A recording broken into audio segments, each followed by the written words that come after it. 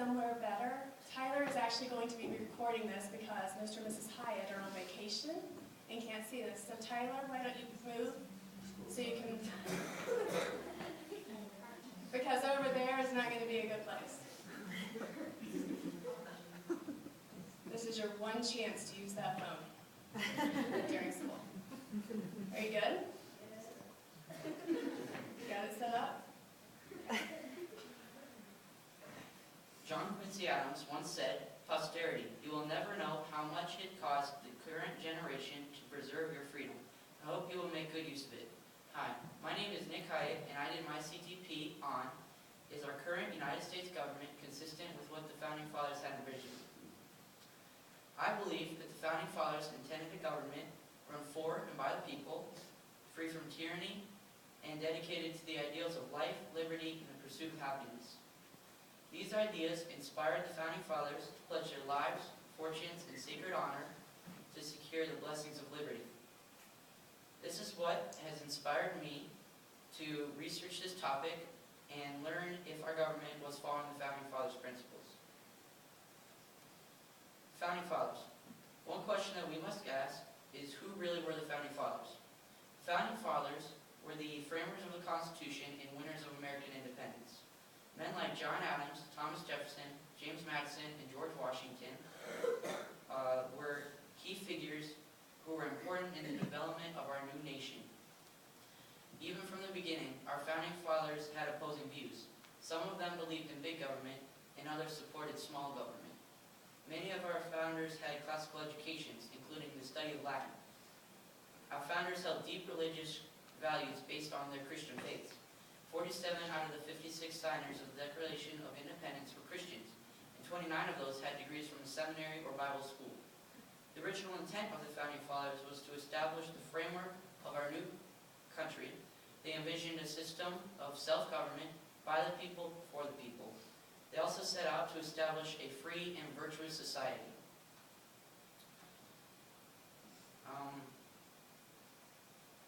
1787, the founding principle was to unite a nation of free people who through self-government would control their own future. This idea was the formation of our republic. Today, over the past 200 years, there seems to be a slow departure from the original intent. We are still a nation of free people, yet the government seems to be taking away, over time, our right to be self-governed and has become more centrally governed. An example of this is gun control. George Mason stated, "To disarm the people is the best and most effectual way of enslaving them."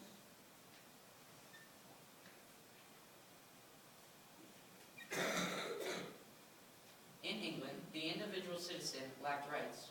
The Founding Fathers knew of these injustices, and they wanted to make sure that a government could never become oppressive and tyrannical. The Bill of Rights were created to establish the rights of the people. The Founding Fathers believed we have unalienable rights. This means rights given to us by God that no government can ever take away. Today, our rights are starting to be threatened by our government. An example of this are the rights of freedom of speech and religion. For example, today in public schools, the government will not allow talking and teaching about God or creation. The founders stressed about having Bibles in our public schools. The Bible was first put into schools in 1647 and was removed from public schools in 1963. The Founding Fathers wanted the Word of God out to every family and personally funded the printing and distribution for this purpose. The Articles of Confederation was the first attempt at the formation of our new government union. These articles were created in a time of emergency and were found to be weak and ineffective. The United States Constitution replaced the Articles of Confederation in order to form a more perfect union.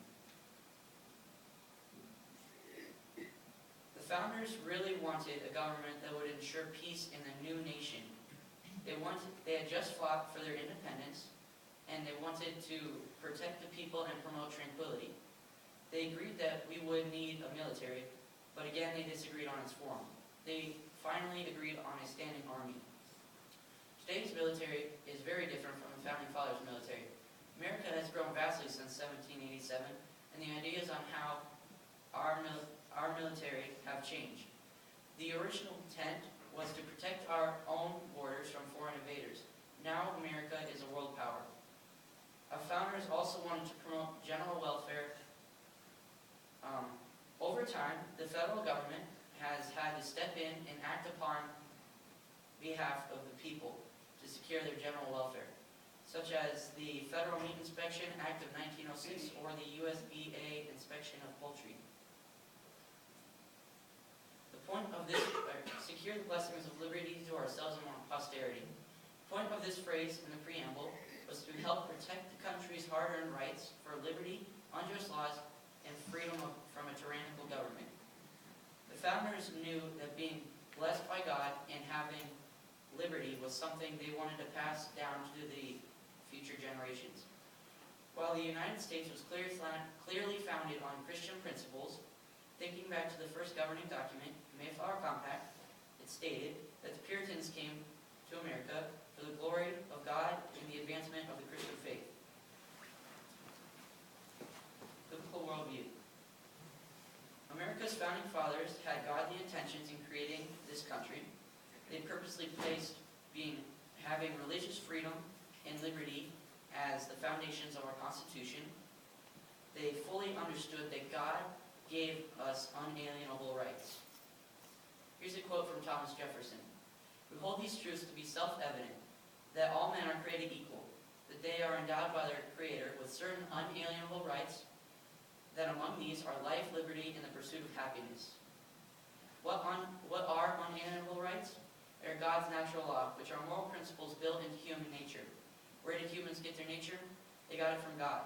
In Genesis 1:27 it states, "So God created mankind in his own image. In the image of God he created them. Male and female he created them." Conclusion. My stance.